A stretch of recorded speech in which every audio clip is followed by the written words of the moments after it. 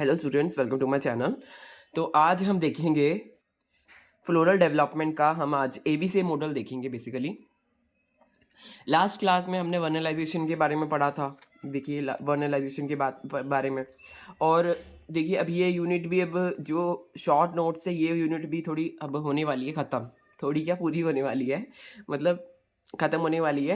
और short note से भी आपको पता है, ये भी शॉर्ट नोट से रिवीजन चल रहा है। रिवीजन में शॉर्ट नोट से करवा रहा हूँ, क्योंकि जो मैंने शॉर्ट नोट्स बनाए हैं ताकि क्विकली कोई भी जैसे एग्ज़ाम आ रहा है, गेट का एग्ज़ाम आ रहा है, कोई भी एग्ज़ाम आ रहा है, उसके लिए आपको सही रहेगा शॉर्ट नोट्स के लिए, क्योंकि वो अभी आ रहे हैं। फिर इतना हमारे पास टाइम नहीं है कि हम डिटेल में पढ़ें।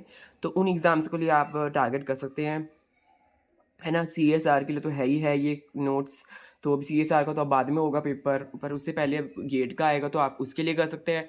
और अभी तो ये कहते हैं शॉर्ट नोट से रिवीजन मैं करवा रहा हूँ। बाद में पूरे नोट्स से भी हम देखते हैं कैसे पढ़ेंगे, वो बात की बात है। पर अभी आज ही क्लास से हम पढ़ लेते हैं। अगर आपने नहीं पढ़ा लास्ट क्लास में, आप वर्नलाइजेशन का देख सकते हैं टॉपिक। उसमें हमने फ्लावरिंग के हिसाब से देखा था। फ्लावरिंग के हिसाब से हमें क्लासिफिकेशन करी थी। फ्लावरिंग इन प्लांट ज़रूरी उसको क्या क्या है, अगर प्लांट में फ्लावरिंग होगी उसको क्या क्या ज़रूरी है। फ्लावरिंग ऐसे थोड़ी हो जाएगी, कई सारी उसमें कंडीशंस होती है। जैसे वर्नलाइजेशन होगा तो फ्लावरिंग होगी। फोटो पीरियोडिज्म, वो भी फ्लावरिंग प्लांट से हाँ, फ्लावरिंग से रिलेटेड है। कितने टाइम के लिए, यहाँ पे हमने एक्सपेरिमेंट्स भी देखे थे लास्ट क्लास में कि कितने टाइम के हिसाब से लेंथ, कितने लेंथ का हम दे रहे हैं, लाइट हम कितने लेंथ की दे रहे हैं, उस हिसाब से फ्लावरिंग होती है। तो उसमें फ्लावरिंग का इफ़ेक्ट कैसा आता है, तो हमें वो पता चलता है फोटो पीरियोडिज्म से। वर्नलाइजेशन से हमें ये पता लगता है कि वर्नलाइजेशन, एक बार आपको फिर से दे देता हूँ कि फ्लावरिंग लो टेम्परेचर वहाँ पे टेम्परेचर का फ़र्क है। टेम्परेचर, किसी टेम्परेचर है ना, लो टेम्परेचर में ही वर्नलाइजेशन हो चाहिए। उसमें वर्नलिन नाम का एक्टिविटी जीन होता है, तो इसलिए वहाँ पे वो उसकी रिक्वायरमेंट है। और फोटो पीरियोडिज्म की तो मैंने आपको बता दिया कि लेंथ ऑफ लाइट अगर डिटरमाइन कर रही है कि कितने हिसाब से हो रहा है, तो तो वहाँ पे फोटो पीरियोडिज्म का रोल है। Expression of genes, expression of genes भी क्या कहते हैं, रेगुलेट करते हैं कि कौन सा ऑर्गन बनेगा फ्लावर का। क्योंकि फ्लावर के भी डिफरेंट ऑर्गन्स हैं, leaf, petal, sepal, petal, stamen, carpel. तो वो भी एक्सप्रेशन ऑफ जीन की वजह से है। वो जो सेपल, पेटल, स्टेमन, कार्पल है, क्या क्या अलग अलग बन रहा है, क्या है ना, कहाँ सेपल बनेगा कहाँ नहीं बनेगा, वो कौन तय कर रहा है, वो यही तय कर रहा है, ये जो एक्सप्रेशन ऑफ जीन्स है। तो आज उन एक्सप्रेशन ऑफ जीन्स के बारे में हम पढ़ेंगे कि कौन से जीन्स होते हैं। बेसिकली दो प्रकार के जीन्स होते हैं, है ना। और ये एबीसी मॉडल का पार्ट है। ABCDE, है ना, ABCD मॉडल, ABC मॉडल, जो भी मॉडल होता है आपको पता चल जाएगा। इनमें थोड़ा इसमें डिफरेंस है। ABCD, है ना, डिफरेंट डिफरेंट क्लासेस हैं। तो वो क्यों, क्या क्या उसमें डिफरेंस है, उस हिसाब से आपको पता चल जाएगा। बट अब हम पहले इसके दो दो दो मेजर जो हमारे पास जीन्स है एक्सप्रेशन के, वो देखते हैं। पहला है वेजिटेटिव जीन, दूसरा है फ्लावर जीन्स। वेजिटेटिव जीन्स होते हैं जो फ्लावरिंग करवाते हैं, और फ्लावर जीन्स वो ऑर्गन बनाते हैं। Genes from ABCD class. Basically यहाँ पर मैंने अच्छे से लिखा हुआ है। बेसिकली यहाँ देखिए क्या लिखा है। दो प्रकार के फ्लावर डेवलपमेंट, दो प्रकार के जीन्स होते हैं। एक होता है मेरिस्टेम आइडेंटिटी जीन्स, एक होता है floral organ identity genes. Meristem identity gene, है ना, floral meristem identity gene, floral organ identity gene. मतलब मेरिस्टेम और ये ऑर्गन, तो ये तो थोड़े मेन है। फिर उसके बाद ये वाले हैं, ठीक है। तो मेन तो दोनों ही हैं, ऑब्वियसली ये भी मेन है। मतलब एक ब्रॉड स्पेक्ट्रा, ये एक ब्रॉड स्पेक्ट्रा को लेके चल रहे हैं। ये एकदम पर्टिकुलर है, पर्टिकुलर कि एपिटाला 1, एपिटाला 2, एपिटाला 3 वो क्लास ए वाले को बनाएगा। पिस्टिलाटा PI क्लास बी को बनाएगा। सॉरी, एपिटाला 1 और एपिटाला 2 क्लास ए को बनाएगा, और 3 वाला जो है और PI पिस्टिलाटा क्लास बी को बनाएगा, और एगेमस जो है AG वो क्लास C को बनाएगा। तो यहाँ पर ऐसे दे रखा है, describe in all 4 whorls during flower development. तो ये सारे जो हैं 4 वर्ल्ड्स में, ये डिफरेंट डिफरेंट फ्लावर के डेवलपमेंट में सारे 4 वर्ल्ड्स में ये होता है। ठीक है, ये सब एपिटाला 1, एपिटाला 2, 3, पिस्टिलेटा एंड एगमस, ये फ्लोरल बेसिकली उसके फ्लावर के डेवलपमेंट में ये हमें ये फ्लावर की डेवलपमेंट कराने में मदद करते हैं कि कौन सा पार्ट क्या बनेगा। क्लास ए आपको बताऊंगा क्लास ए क्या बनाती है, बी क्या बनाती है, सी क्या बनाती है।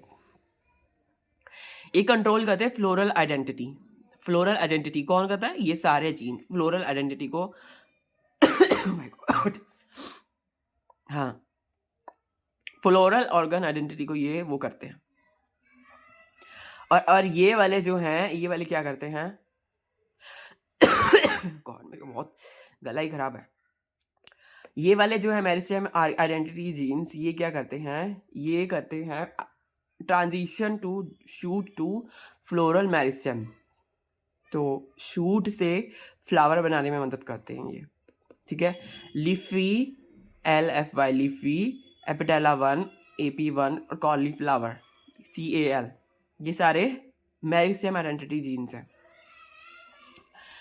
तो अब हम आगे बढ़ते हैं। मैडबॉक्स जीन है एक प्रकार का, मैडबॉक्स जीन वो कंट्रोल करता है डेवलपमेंट को कंट्रोल करता है, एक्सेप्ट AP2 को छोड़ के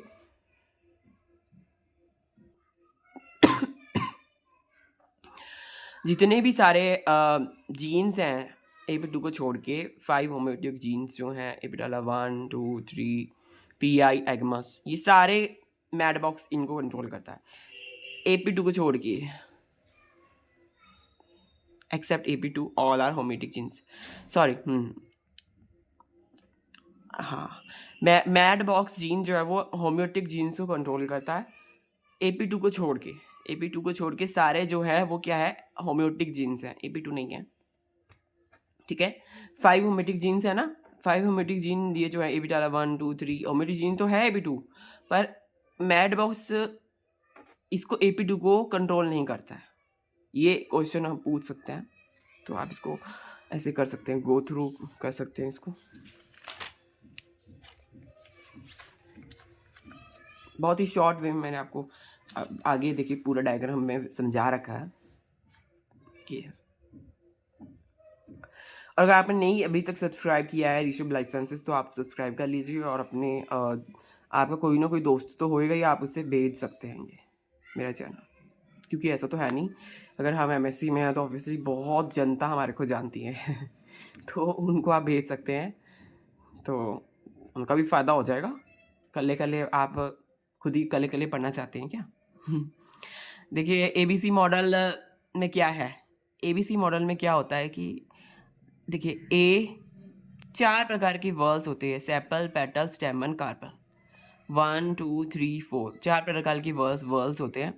सेपल जो है वो एंड्रोशियम A बना क्लास A को रिप्रेजेंट करता है। पेटल जो है उसमें A+B, स्टेमन में B+C, कार्पल में C, ये क्लासेस है। A जो है AP1 और AP2 बनाती है।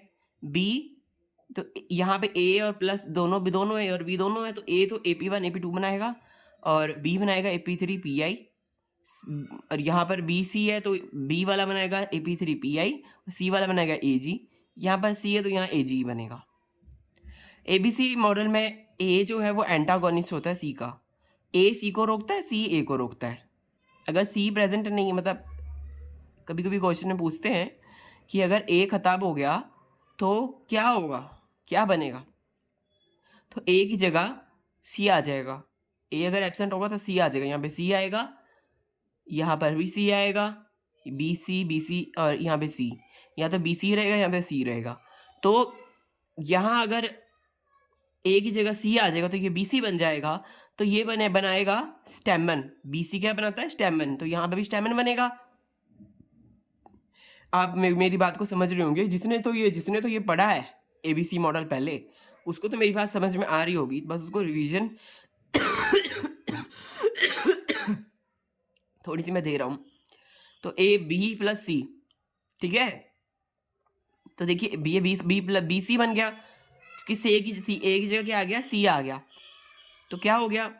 BC बन गया, ये BC बन गया। BC क्या बनाते हैं? स्टेमन, ये यहाँ पे स्टेमन बनेगा, और यहाँ A की जगह C है तो यहाँ बनेगा कार्पल।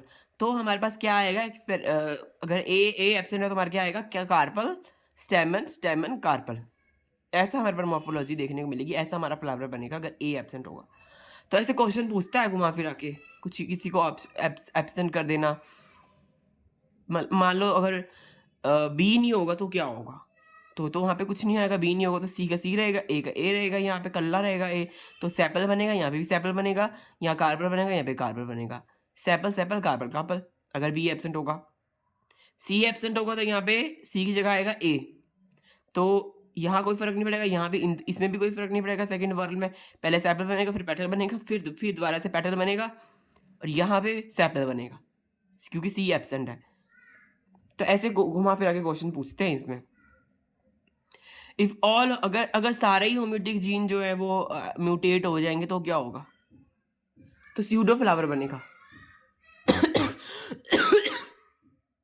स्यूडो मतलब फॉल्स, ठीक है। क्वाड्रपल म्यूटेंट, क्वाड्रपल म्यूटेंट मतलब ग्रीन लीफ लाइक स्ट्रक्चर। अगर 4 चीजें इसमें म्यूटेट होगी तो क्या होगा, 4 होम्योटिक जीन्स अगर म्यूटेट हो गए तो क्वाड्रपल म्यूटेंट बनेगा, ग्रीन लीफ लाइक स्ट्रक्चर बनेगा। जिसमें क्या है, सेपल, सेप 1, सेप 2, सेप 3, सेप 4 है ऐसे। ट्रिपल म्यूटेंट हो गया तो ऑल ऑर्गन आर सेपल, सारे ऑर्गन क्या बनेंगे, सेपल बनेंगे। एबीसी मॉडल, एबीसीडी मॉडल, ये तो एबीसी मॉडल था, एबीसी मॉडल, तो यहाँ पे ए बी सी, ये तीनों चीजें ए बी सी ही काम कर रहे थे। एबीसीडी मॉडल में क्या होता है, डी, डी क्या बनाता है, ओव्यूल की डेवलपमेंट करता है डी, ठीक है, ओव्यूल की डेवलपमेंट करता है D. A B C E, A B C E model में क्या होता है, ए और ई बनाते हैं सेपल, ए के साथ ई जुड़ा हुआ है बस। अब यहाँ पे डी में कुछ नहीं है, डी वाला अलग से ओव्यूल को लेके आ रहा है, ओव्यूल का एक्सप्रेशन करवा रहा है। जैसे सी है, ये क्या करवा रहा है, कार्बन एक्सप्रेशन करवा रहा है। ऐसी एक फिफ्थ है, वो क्या है, वो है डी, वो ओव्यूल की डेवलपमेंट करवाने में मदद करता है। अब A B C E model, इसमें डी नहीं है, तो ए और ई बनाएंगे सेपल। ए तो कल भी सेपल ही बना रहा था। ए बी ई भी पैटर्न बनाएंगे, वो कल भी पैटर्न बना रहा था, ज़्यादा कुछ फर्क नहीं है ना, देखो है ना। देखिए ए और बी भी कल पैटर्न बना रहा था, तो ए बी ई हो गया, अगर ई भी हो गया यहाँ पर तो भी पैटर्न ही बना रहा है। बी सी स्टेमन बनाता है, अगर ई बी प्लस कर देंगे तो स्टेमन ही बनेगा, इधर भी स्टेमन ही बनेगा और उधर भी स्टेमन ही बनेगा। सी और ई जो है वो कार्बन बनाता है, कुछ फर्क आया ही नहीं है ना। परंतु ई फंक्शन करता है, ई बेसिकली फंक्शन करता है मल्टीपल सेपेटलाटा जीन, सेप 1 से लेके 4 तक। अगर सारे ही एब्सेंट हो जाएंगे तो यहाँ पर सेप 1, सेप 2, सेप 3 ऐसा क्वाड्रपल म्यूटेट अगर हो जाएगा है ना, तो ग्रीन लीफ लाइक स्ट्रक्चर बनेगा, सेपल बनेगा। ABCDE मॉडल ने हमें ये बताया बेसिकली, ठीक है। बाकी A प्लस E तो सेपल ही बनाता है, बाकी जो है वो तो वही बन रहा है। बस इसका फंक्शन ये है कि मल्टीपल ई वाला जो है वो मल्टीपल सेप्टेलाटा जीन्स को बनाता है, ई वाला। और वो अगर ये क्वाड्रपल म्यूटेंट हो जाएगा, सारे एब्सेंट हो जाएंगे, तो फिर भी कुछ बनेगा ही। तो क्यों बन रहा है, साइंटिस्ट ने वो देखा कि भाई ये सब कुछ ही म्यूटेंट हो गया, फिर भी एक लीफ जैसा स्ट्रक्चर क्यों बन रहा है। वो उनको इसलिए पता लगा कि भाई वहाँ पे सेप्टेलाटा जीन है, ई जो है वो मल्टीपल सेप्टेलाटा जीन को बनाता है, जो कि सेप 1, सेप 2, सेप 3, सेप 4, इसकी वजह से ग्रीन लीफ लाइक स्ट्रक्चर बन रहा है। वरना तो कोई चांस ही नहीं था यहाँ पर कि कोई स्ट्रक्चर बन जाए। तो साइंटिस्ट को तो पता चला कि यहाँ पे सेप्टेलाटा जीन था ई की वजह से, और बाकी तो नॉर्मल फंक्शनिंग है। अगर कोई म्यूटेशन नहीं है तो नॉर्मल फंक्शनिंग है।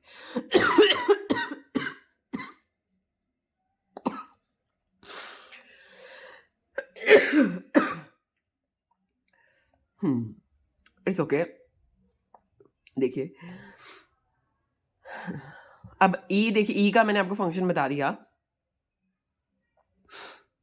देखिए क्या हो रहा है, ABCDE, ABCDE, CDE क्या बना रहे हैं, ओव्यूल बना रहे हैं, ovule. C plus D plus E जो है वो क्या बना रहे हैं, ओव्यूल बना रहे हैं, जो C प्लस D E बली। ये बस एक इंपॉर्टेंट एक एक्स्ट्रा बात थी जो मैंने यहाँ पे लिखी हुई है, जो अगर सारा ही होगा ABCDE मॉडल से क्या पता चलता है, CDE मिलकर ओव्यूल बनाते हैं, बस ये पता चलता है। अब एक बार इसका हम डायग्राम देख लेते हैं। एक एक इम्पॉर्टेंट डायग्राम है यहाँ पे, वर्नलाइजेशन जो है और ऑटोनॉमस पाथवे है। बेसिकली वर्नलाइजेशन क्या कर रहा है, FLC को रोक रहा है। FLC को ये एकदम ये सारी चीज़ों का निचोड़ है। बेसिकली जो डायग्राम है ना वर्नलाइजेशन का, जिसने पहली क्लास नहीं लगाई उसको वो डायग्राम समझ नहीं आ सकता। वर्नलाइजेशन का निचोड़ है फोटो पीरियोडिज्म का, और ये जो ABC मॉडल ने पढ़ा उन सब की बातें यहाँ पे एकदम कंपाइल होके दिखाई गई हैं। वर्नलाइजेशन FLC को रोकता है। FLC किसको रोकता है, एगमस को रोकता है। एगमस लाइक 20 जो है उसको रोकता है। और phytochrome, cryptochrome, photo period florigen को एक्टिवेट करते हैं। फ्लोरिजन किसको, कांस्टेंट CO कांस्टेंट जीन को, एक CO जीन होता है कांस्टेंट, इसका आप फुल फॉर्म देख लेना, कांस्टेंट जीन होता है बेसिकली। हाँ, तो उसको एक्टिवेट करता है। कांस्टेंट जीन जो है वो एगमस को करता है। एगमस आगे लीफी बनाता है, लीफी को बनाता है। ऑब्वियसली एगमस क्या है, ये दोनों क्या है कि मेरिस्टेम आइडेंटिटी जीन्स है, पढ़ा था ना हमने। देखिए एगमस तो यहाँ पर है, कौन सा है, हाँ एगमस लाइक, और लीफी वाला कौन सा है, मेरिस्टेम आइडेंटिटी जीन है। तो मेरिस्टेम आइडेंटिटी जीन मैंने आपको बताया था ना कि मेरिस्टेम आइडेंटिटी जीन ही फ्लोरल होमेटिक जीन को आगे बनाते हैं। मेरिस्टेम लाइक जीन से लीफी, यही आगे रेगुलेट कर रहा है। AP1 बना रहा है, AP2 बना रहा है, AP3, PI, एगमस कौन कर रहा है, ये एगमस ही इसको, लीफी ही इनको आगे रेगुलेट कर रहा है। और AP1 और AP2 मिलकर सेपल बना रहे हैं, जो हमने यहाँ पे पढ़ ही लिया। AP2 और AP3 पेटल बना रहे हैं, और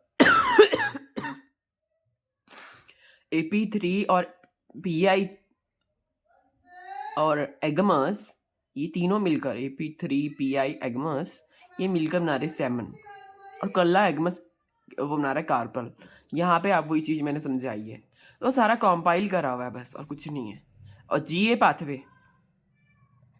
पाथवे जो होता है वो भी बेसिकली यहाँ पे फ्लोरिजन जो है वो क्या है, बेसिकली ये फ्लोरल ऑर्गन आइडेंटिटी, इसका एक कनेक्शन है, वर्नलाइजेशन का एक कनेक्शन है। वर्नलाइजेशन जब होगा, देखिए वर्नलाइजेशन जब होगा जब टेम्परेचर कम होगा। वर्नलाइजेशन कब होता था, वर्नलाइजेशन हमने पढ़ा है वो कब होता था, फ्लावरिंग कब देखने को मिलती थी, जब टेम्परेचर कम है, जब वर्नलिन वहाँ पे एक्टिव है। वर्नलिन जो कंपाउंड है उसको अभी तक देखा नहीं गया है, वो ऐसा कंपाउंड है कि वो मतलब वहाँ पे कुछ है, तो उसको कुछ है जो रेगुलेट कर रहा है, अभी उसको डिस्कवरी अभी हुई नहीं है वर्नलिन की। तो वो ऐसा कंपाउंड है कि भाई वो उसमें पाया जा रहा है, बट उसको नाम दे दिया है, वर्नलाइजेशन हो रहा है तो उसको नाम दे दिया है वर्नलिन। बट अभी ऐसे कोई वो नहीं हुई, इसके पीछे की एक बात है, एक फैक्ट है, तो मैंने आपको फैक्ट बता दिया वर्नलिन का कि इसके पीछे क्या फैक्ट है। तो लो टेम्परेचर की वजह से वो एक्टिवेट होता, कुछ उसके अंदर चीज़ें ऐसे एक्टिवेट होती हैं फ्लावर में, जो कि फ्लावरिंग लेके आती है, वर्नलाइजेशन उसमें मदद करता है। तो ऑब्वियसली वर्नलाइजेशन जो है, FLC क्या था, FLC तो रोकता था, वर्नलाइजेशन होने से रोकता था, है ना। FLC जो है अगर एक्टिव है तो फ्लावरिंग नहीं होने देगा, तो वर्नलाइजेशन तो FLC को रोकता है ना। वर्नलाइजेशन का मतलब ये है कि फ्लावरिंग होनी।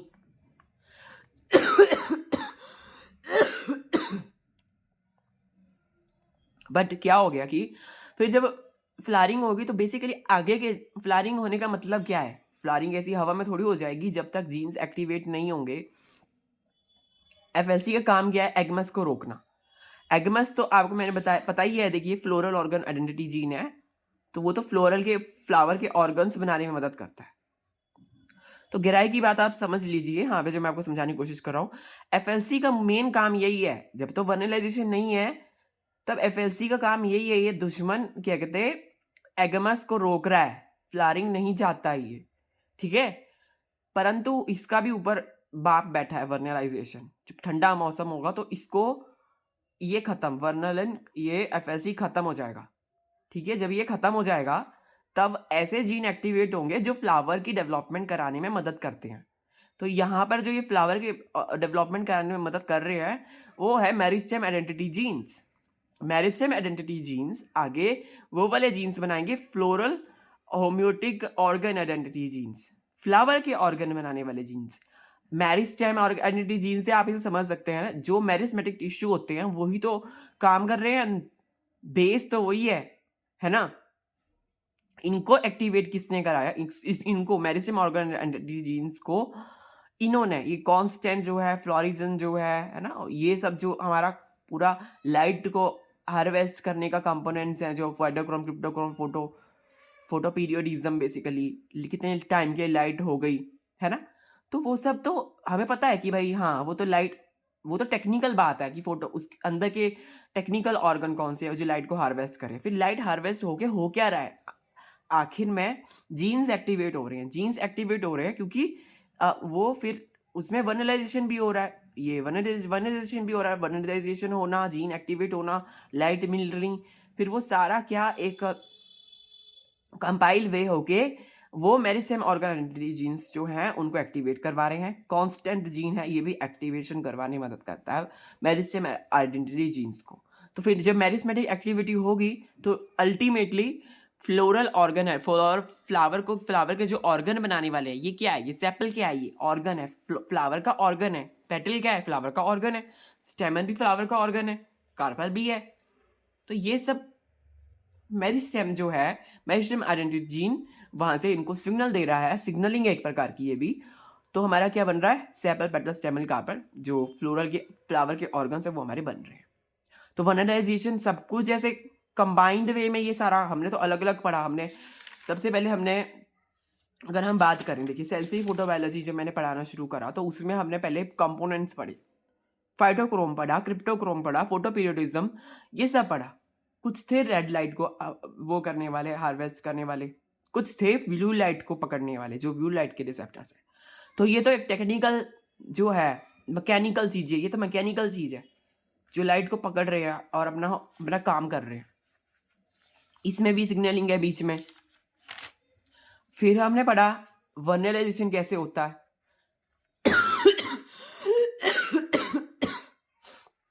वर्नलाइजेशन पढ़ा हमने। फिर हमने देखा ना वर्नलाइजेशन में, तो हमने ये देखा कि एफएलसी एक्टिव है तो क्या है, एफएलसी को रोकने वाला भी बैठा है वर्नलिन जीन जो लो टेम्परेचर में है। फिर हमने फोटो पीरियडिज्म देखा कि कितनी लाइट किस हिसाब से वर्क करती है, कौन से शॉर्ट डे प्लांट कब खिलते हैं, लॉन्ग डे प्लांट कब खिलते हैं। फिर हमने एबीसी मॉडल के बारे में देखा। फिर जो जीन के लेवल में हो तो बेसिकली कंबाइंड वे में रहा है, ऐसे अलग अलग थोड़ी हो रहा है। जो प्लांट है उसके अंदर ये कंबाइंड वे में हो रहा है सारा काम, ठीक है। तो ऐसे कंबाइंड वे में सब कुछ हो रहा है ना। इतना कॉम्प्लिकेटेड हमारे नहीं, मतलब जो प्लांट का बेसिकली इतना कॉम्प्लिकेटेड वो है प्लांट, और हमें तो नहीं, माइटोकॉन्ड्रिया में जो बैक्टीरियाज होते हैं उसमें तो होता है ये। फोटो यहाँ पे लिखा भी हुआ है मैंने, कईयों में होता है, कई जो दूसरे प्रकार के होते हैं उसमें ये सेंसरी फोटोबायोलॉजी देखने को मिलती है।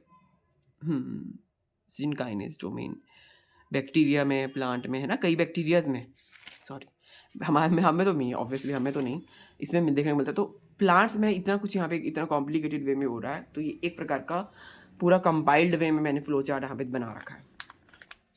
तो अब नेक्स्ट क्लास में हम ना मिसलेनियस जो चीज़ें हम वो पढ़ेंगे, क्योंकि हमारे जो मेन टॉपिक्स हैं यही सब है। मेन टॉपिक्स, सॉरी हिल गया ये, तो मेन टॉपिक्स हैं यही वाले जो हैं। वो थोड़ी चीज़ें जो मैंने लिखी हुई हैं वो मैंने ये PYQ सॉल्व करके लिखी हुई है।